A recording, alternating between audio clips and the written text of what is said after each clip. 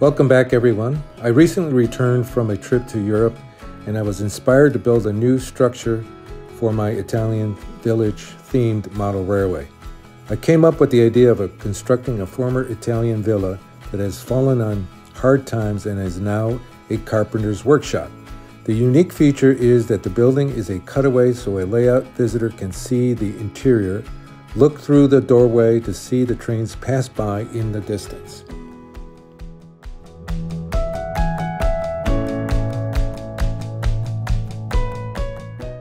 Traveling to Europe gives a lot of opportunities to get inspired with examples of village stone buildings that lend character to the railway. Now, you don't need to fly to Europe. The internet, specifically Pinterest, has a wealth of photos that can inspire you. I started my project by using one of the foam core mock-ups already on the layout, waiting its turn to be refined into a finished model. You can watch my previous video on how I make and use mock-ups to plan my railway.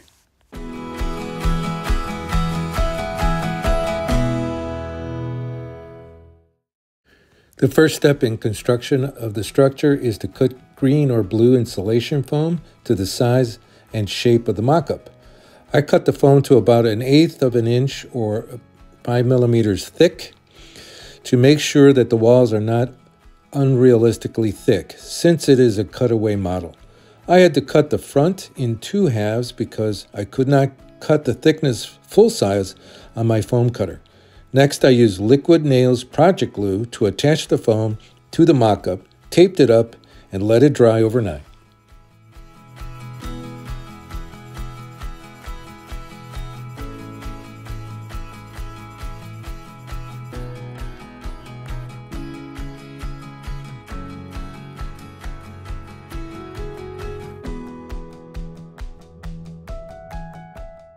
After the glue dried, I drew guidelines for the stones. Next, using a simple ballpoint pen, I drew in hundreds of stones over the span of 2 nights. I was careful to draw various sized stones and even picked out some stones to enhance the weathering effect of age.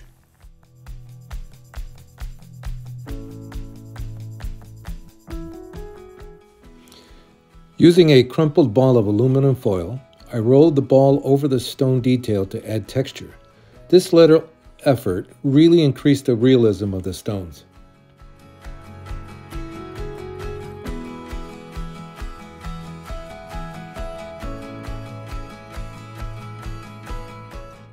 The following step might not be needed because the plaster coat that I will add later will obliterate it.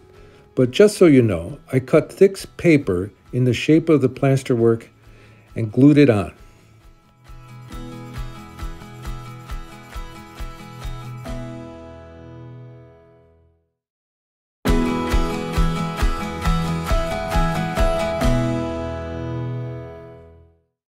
I was anxious to paint the stones to see how real the stones will look, and frankly, I am often impatient to see my model take shape.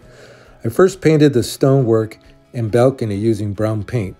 I then used other browns, tan, and gray paints to pick out random stones.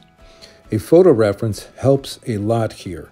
Next, I sprinkled tile grout mixed with Durham's water putty dry into the crevices to simulate mortar. I used a plant mister to spray water.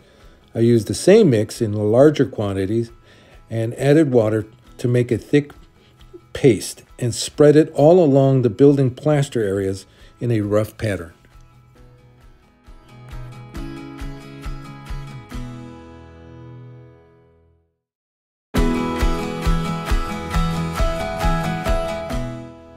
In keeping with the former villa theme, I scoured the internet for an ornate iron railing drawing that I converted the line drawing into an STL file for 3D printing. I briefly uploaded the file to Tinkercad, a free 3D drawing app, to size up the file to the length and height I needed, and thicken it a bit to survive a little rough handling. The file is included in the blog post linked in the video notes below. Then it was a simple matter of printing it in a 3D printer, painting and gluing it into the building wall and balcony floor using super glue.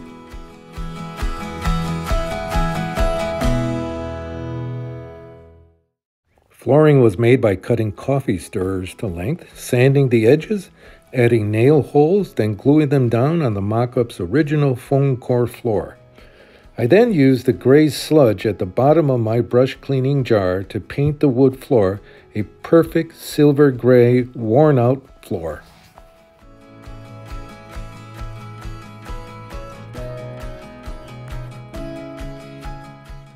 Ceiling timbers were made by cutting basswood square stock to length, running a razor saw to create a wood grain, then painting the timbers and gluing them in place. A little black was dry brushed on to simulate coal-fired heating, smoke residue.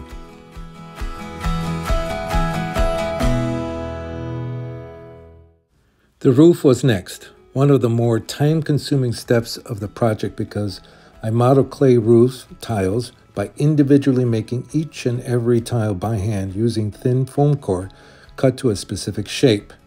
The blog post, or you can watch my video on how I make roofs. It's tedious but really worth the trouble. Now this roof won't normally be seen without removing the building from the layout, but I modeled the tile roof nonetheless because I enjoy making them and adding weeds to the roof.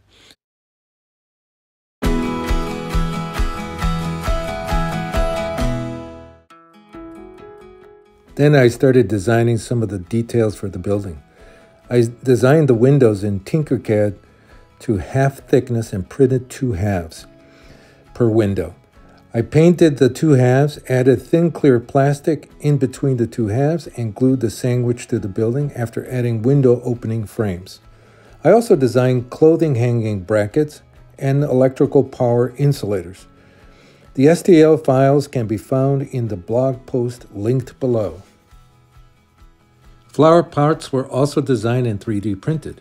I also printed a photo of an old fresco on thin paper and glued it to the wall to reinforce the idea of the workshop's former glory days as a villa. A bracket for the sign hanging outside the front entrance tells every visitor that the building is Geppetto & Sons Carpentry Workshop. Well, this is the end of part 1 of the video. The building is proving to be one of my favorite buildings so far on the layout. The next video will show me adding scenery to the exterior and designing and handcrafting interior details for the workshop. Until then, thanks for watching. Thank you for visiting the little fishing village of Amalfitano. Please consider hitting the like button and subscribing. Until next time, arrivederci.